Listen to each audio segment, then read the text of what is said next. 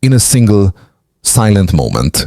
A 40-year grip on power cracked inside a crowded summit hall, when routine protocol suddenly gave way to an unexpected challenge, what looked like ordinary diplomacy compressed into seconds, exposing the gap between speeches of sovereignty and the daily compromises that had shaped African politics for decades. Why should this confrontation matter to you now? And why did Ibrahim Traoré choose that precise instant to voice a question others avoided? Because in that brief exchange, Africa glimpsed a future divided between leaders who merely survive and those willing to risk everything to transform. You are about to hear something that rarely survives official speeches or polished summit statements, because it sits uncomfortably between power and truth. You will gain a clear sense of what this moment revealed about leadership, sovereignty, and the direction Africa may be moving toward. This is not a story meant for casual listening. If you stop here, the confrontation will sound like a dramatic exchange between two men with different styles and generations. If you listen further, it becomes something far more consequential, a test of whether words like independence and dignity still carry real meaning when placed against decades of political survival. Many narratives reduce moments like this to personality clashes, stripping away the deeper stakes beneath the surface. That simplification is convenient, but it is also misleading. It allows comfortable assumptions to replace uncomfortable questions. Staying with this story means stepping beyond slogans and looking directly at the tension between principle and pragmatism. It means understanding why some leaders speak boldly yet act cautiously, and why others decide that silence itself has become a form of complicity. Missing that distinction means missing the real lesson hidden in this encounter. The first truth to surface was unsettling in its simplicity. This was not an emotional outburst or a rehearsed provocation, but a calculated break from a long-standing pattern of deference. Within minutes, a routine summit revealed how fragile the language of unity becomes when confronted with specific contradictions. One detail anchored the moment in reality rather than symbolism. Nearly 4 decades of uninterrupted rule stood behind the man being questioned, a span long enough for ideals to harden into habits and for survival to quietly replace transformation. That duration mattered, because it framed everything that followed not as a personal dispute, but as a collision between eras of African leadership. The context around the exchange is crucial. African Union summits are designed to project harmony, continuity, and mutual respect.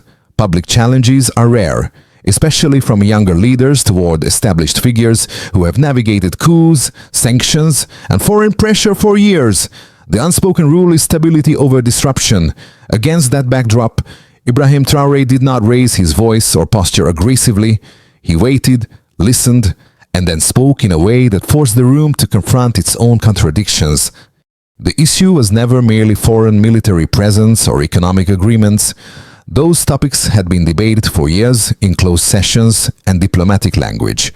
What escalated the moment was the alignment of words and actions, or rather, the lack of it. Calls for African self-determination sounded hollow when paired with external control over resources and security. Appeals to youth empowerment rang false when protests were met with force instead of dialogue. The first people affected by this tension were not the leaders in the room, but ordinary citizens watching from afar.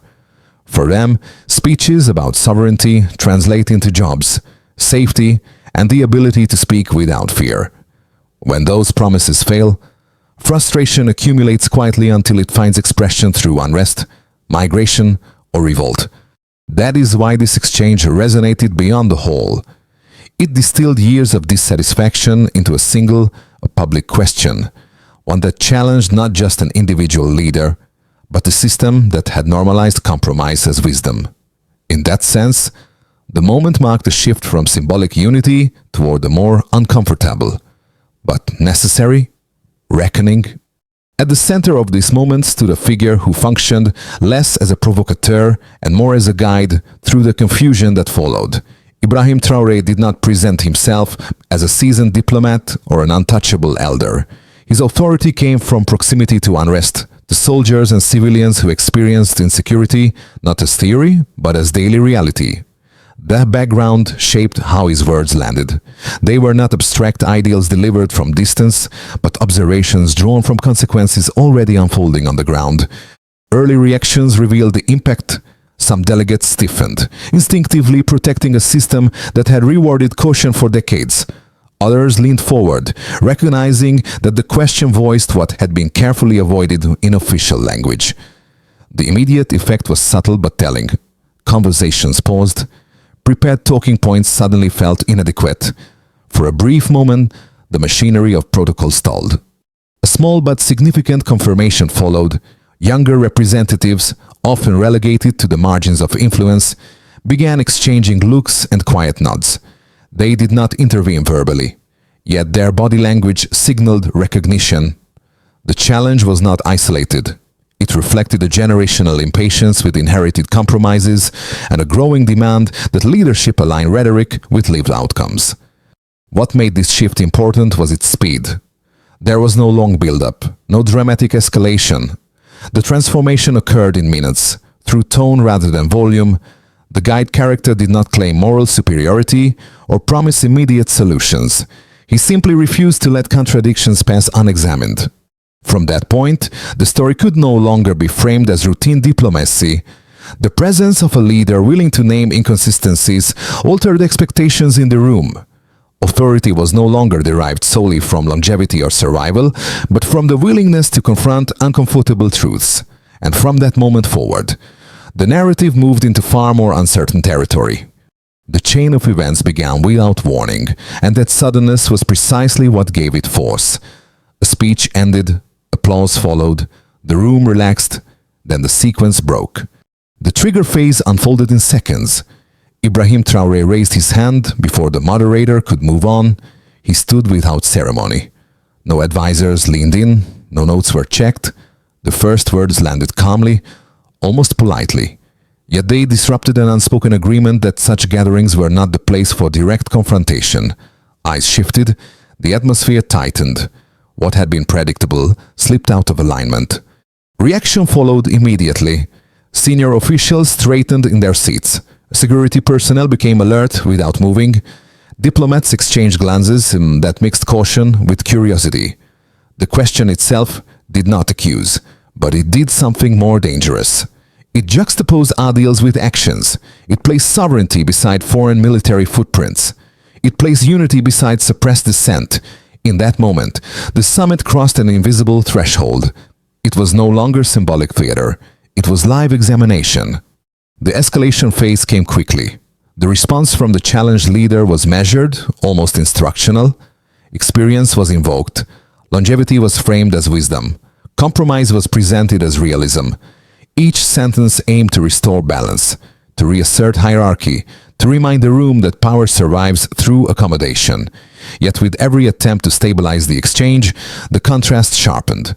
The more pragmatism was defended, the clearer the cost of that pragmatism became. Momentum built through accumulation rather than volume.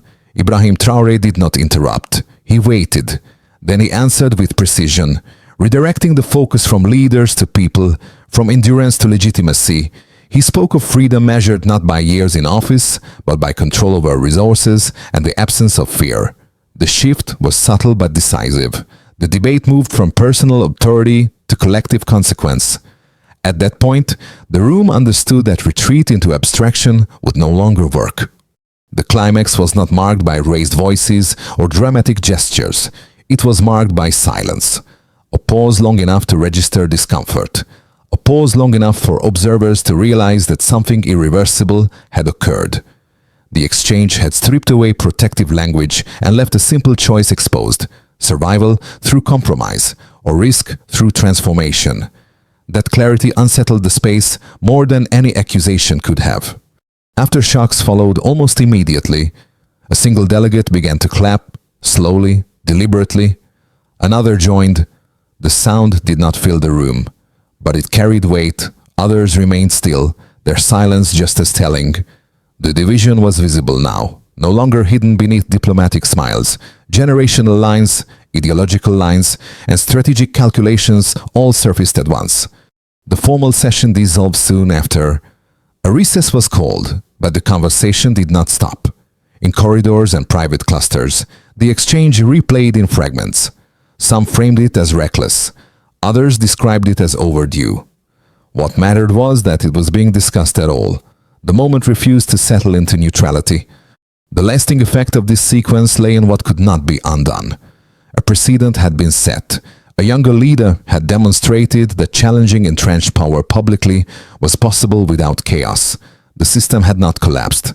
The room had not erupted. Instead, it had been forced to confront itself. That realization lingered long after the hall emptied, signaling that the timeline of African leadership had entered a more volatile and more honest phase.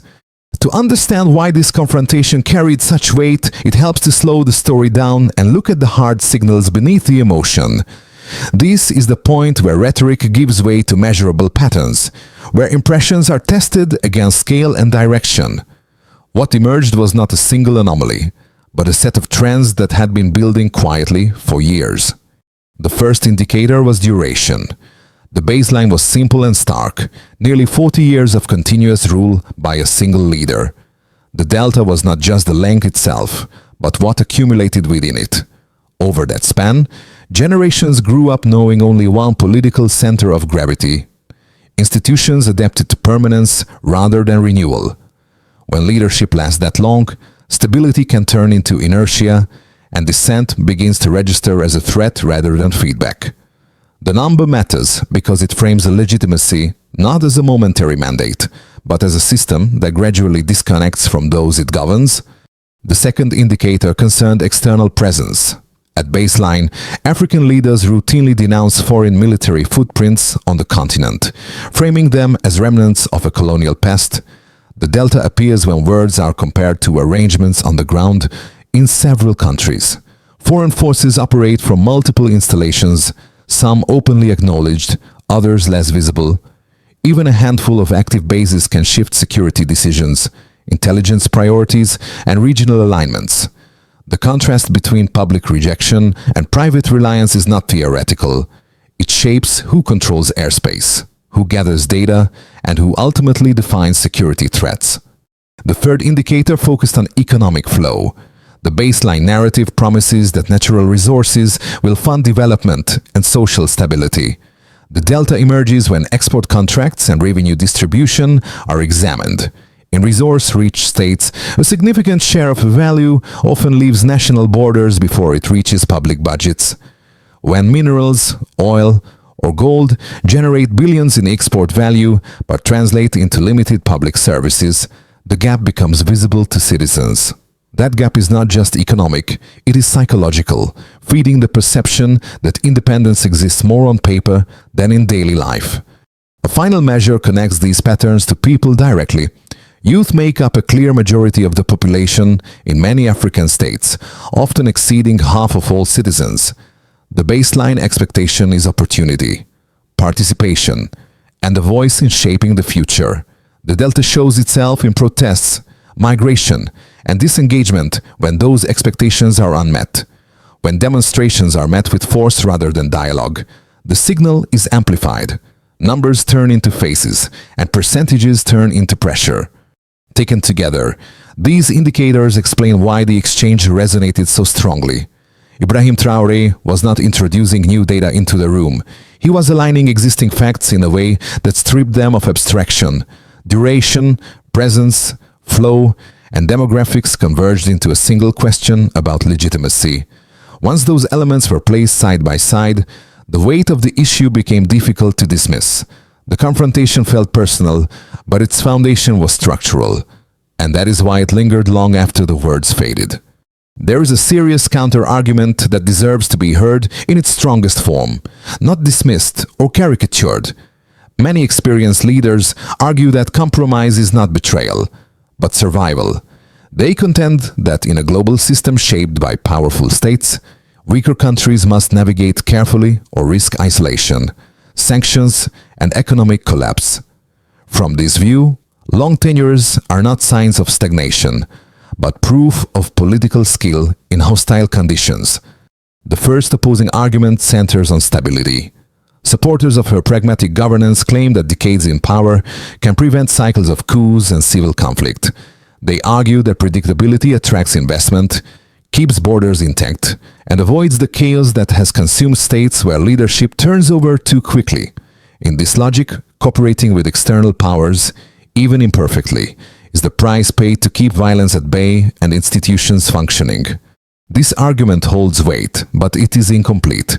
Stability that relies on suppressing dissent often defers conflict rather than resolving it. When grievances are contained instead of addressed, pressure accumulates beneath the surface. Over time, the very mechanisms meant to preserve order can weaken legitimacy, making eventual disruption more severe. Stability measured only by the absence of open conflict ignores the quieter erosion of trust. The second counter-argument emphasizes realism.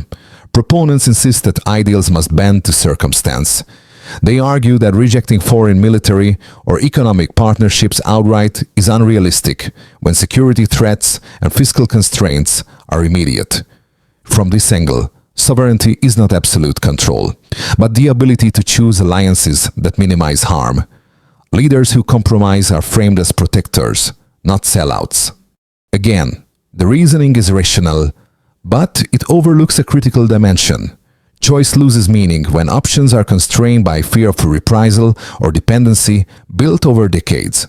When compromises become habitual, they stop being strategic and start defining the system itself. At that point, pragmatism no longer serves the people, it serves continuity. Placed against these arguments, Ibrahim Traoré's challenge appears less radical and more clarifying by acknowledging the logic of survival while questioning its long-term cost. The exchange reframed the debate. It was not about rejecting realism, but about asking whether realism without renewal can ever produce genuine sovereignty. When both perspectives are set side by side, the issue sharpens. The question is no longer who is right, but what kind of future such choices make possible. Everything pivoted in that instant. What followed was not louder argument, but a deeper shift in how the moment was understood. Until then, the exchange could still be interpreted as a generational clash or a stylistic difference between leaders. But the midpoint reveal lay elsewhere, in what the confrontation exposed about power itself. Ibrahim Traoré was not simply questioning one man's record. He was testing whether the old rules of deference still applied in a continent where demographics, expectations, and pressures had fundamentally changed. The reveal came through reaction rather than declaration. Applause did not spread evenly. Some delegates joined it cautiously, others remained seated, calculating. That uneven response mattered. It showed that the room was no longer unified around a single interpretation of leadership. Silence, once a sign of respect, now carried ambiguity. Support, once automatic, now required justification. This altered the trajectory of the story.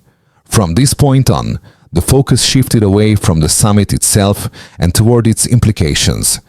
If a public challenge could occur without immediate reprisal, then the boundaries of acceptable discourse had widened. If younger leaders could articulate contradictions aloud, then citizens watching could imagine doing the same within their own societies. The exchange became a signal, not a conclusion. The deeper consequence was psychological. Authority, long anchored in endurance and experience, began to share space with accountability and alignment between words and outcomes. That does not guarantee change, but it changes expectations. Once expectations shift, returning to unquestioned hierarchy becomes difficult. By the time the session recessed, the story had moved beyond diplomacy. A door had opened onto a second act, one where the real effects would not be measured in speeches, but in policies, pressures, and responses across borders. What came next would determine whether this moment remained symbolic or became catalytic. Once the midpoint passed, the consequences began to look tangible rather than symbolic. What happened in that hall did not remain confined to diplomatic memory. It translated into pressures that touched institutions, markets, communities, and regional dynamics almost immediately. At the state level, governments were forced into recalibration publicly. Officials doubled down on familiar language about unity and stability. Privately, the exchange sharpened internal debates about legitimacy and exposure. Leaders understood that citizens were increasingly attentive to gaps between rhetoric and reality. Policy choices that once passed quietly now carried reputational risk. For some administrations, this meant tightening control. For others, it meant cautious gestures toward reform. Either way, neutrality became harder to maintain. The state was no longer an observer, it was part of the fallout. For businesses, especially those linked to extractive industries and security contracts, uncertainty increased, investors tracked tone as much as law, and moments like this signal shifting winds. Contracts rooted in long-standing arrangements suddenly face scrutiny, not always through legislation, but through public expectation. Even without immediate policy change, the risk premium rose. Companies began reassessing timelines, exposure, and contingency plans. The economic effect was subtle but real, filtering through decisions about expansion, employment, and capital flow. The most direct impact was felt by ordinary people. For citizens watching, the confrontation validated frustrations long expressed in private. It reframed grievances as legitimate questions rather than disloyal complaints. In daily life, this translated into bolder conversations, more visible civic engagement, and in some cases heightened tension with authorities. Prices did not change overnight, nor did jobs appear instantly, but perception shifted. When people believe accountability is possible, patience becomes conditional. Regionally, the ripple extended beyond borders. Neighboring states took note, especially those facing similar demographic pressures and governance challenges. The exchange suggested that public challenges to entrenched power could occur without immediate collapse. That example mattered. It introduced a new variable into regional calculations, influencing how leaders weighed repression against reform and how populations assessed their own leverage. At the center of these effects stood Ibrahim Traoré, not as a solitary actor, but as a reference point. His role in the moment became shorthand for a broader question: whether African leadership could evolve from endurance-based authority toward consent-based legitimacy. The consequences did not resolve that question, but they made it unavoidable. By this stage, it was clear that the issue was no longer about who won an argument. The effects had dispersed across systems and lives, leaving no group entirely untouched. The story had moved from confrontation to consequence, and the next phase would test how durable this shift in expectation truly was. The most likely path forward is uneven adjustment rather than dramatic rupture. In this base scenario, governments absorb the shock, reinforce familiar policies, and make limited concessions to public pressure. Change comes slowly, filtered through committees and cautious statements. Tensions remain manageable, but unresolved. The system bends without breaking, buying time rather than clarity. A more optimistic scenario depends on deliberate choices. Leaders acknowledge the signal embedded in that confrontation and move early to realign words with action.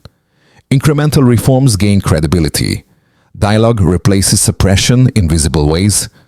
Regional cooperation deepens, reducing reliance on external patrons. Progress is fragile, but real, and trust begins to rebuild.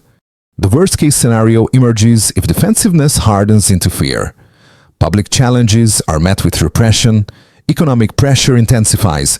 Isolation deepens mistrust between rulers and ruled. In that environment, miscalculation becomes likely, and small shocks cascade into broader instability. What matters most is not predicting which scenario will prevail, but recognizing that all three remain plausible.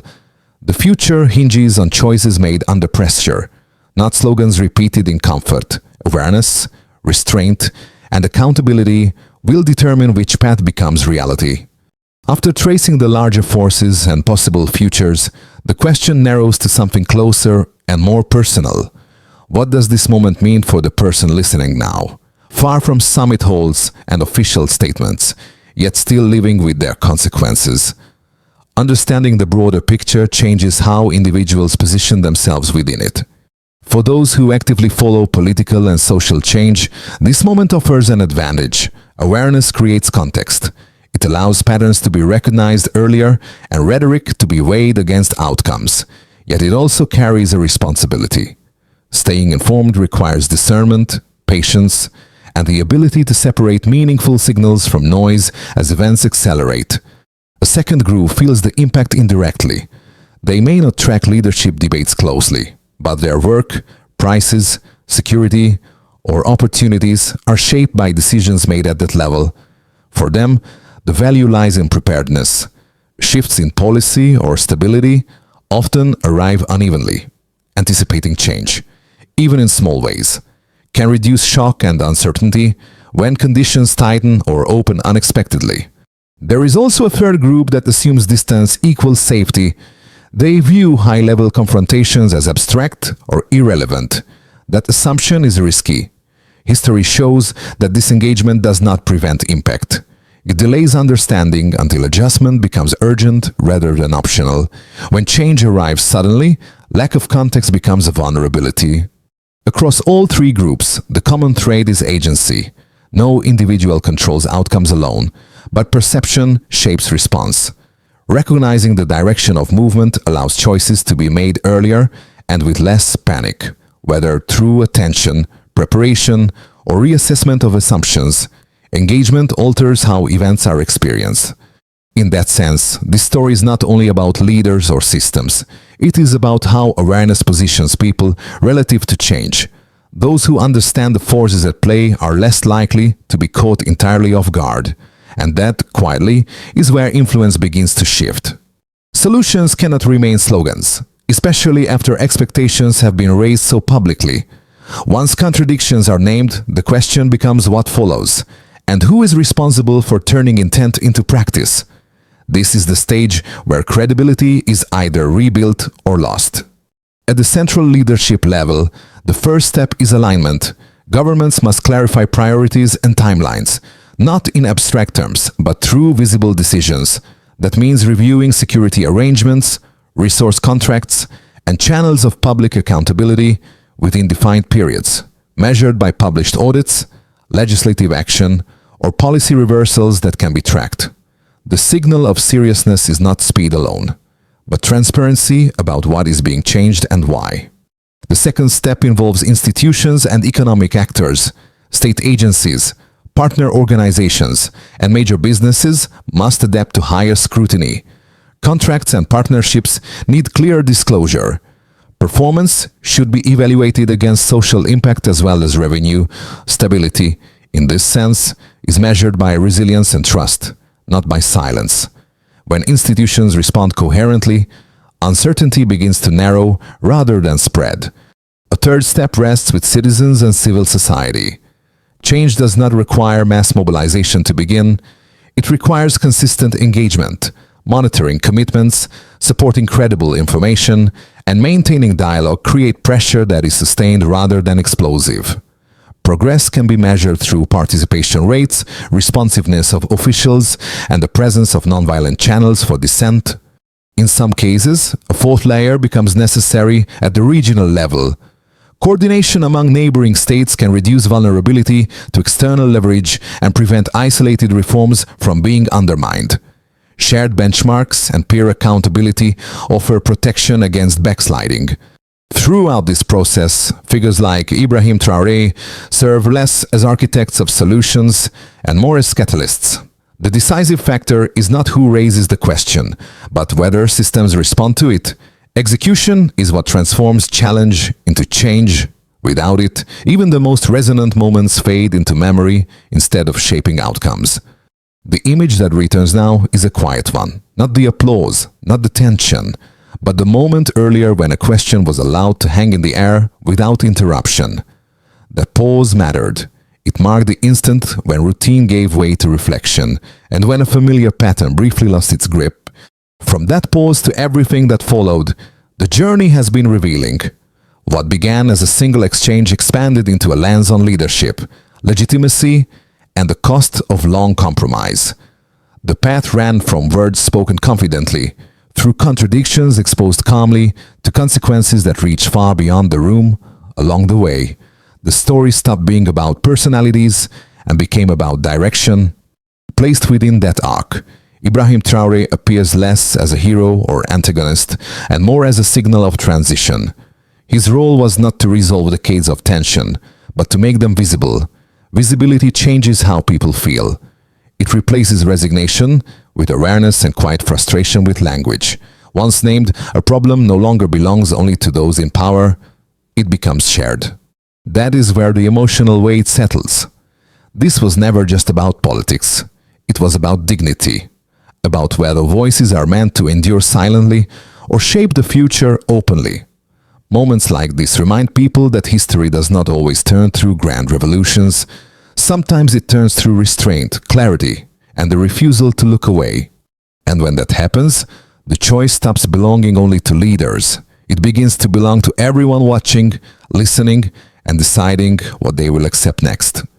If you have stayed until this point, it is likely because something in this story resonated beyond curiosity.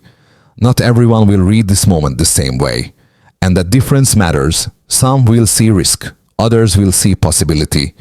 Both reactions are valid, and both deserve space. Stories like this are not meant to instruct or persuade by force, they are meant to invite reflection. If you believe this exchange helps clarify what leadership, sovereignty, or accountability can mean today, consider letting others encounter it with their own perspective, not to agree, but to think.